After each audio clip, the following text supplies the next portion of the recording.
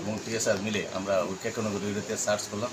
এখানে কেকেনগর একটা গোডাউন আছে। এই গোডাউনের পিছনে আমরা এখানে প্রায় 20টা কার্টুনের মধ্যে 450টা মোবাইল আমরা রিকভার করি এবং সবগুলোই নোকিয়া কোম্পানির মোবাইল। এই মোবাইলগুলো 15 আগস্টের আগে কোথায় যাবে এবং কী কারণে যাবে এগুলো আমরা ইনভেস্টিগেশন করে দেখছি এবং খতিয়ে দেখছি এবং কে মোবাইলগুলো পাচার করছে বা কার কাছে বিক্রি করবে এগুলো আমরা ইনভেস্টিগেশন চলছে এবং দেখছি। কাউকে গ্রেপ্তার করা সুযোগ হয়েছে? এই ব্যাপারে এখনো পর্যন্ত কাউকে গ্রেপ্তার করা যায়নি। আনুমানিক কত টাকা হতে পারে বা বাজার মূল্য আনুমানিক 6 থেকে 7 লক্ষ টাকার মধ্যে।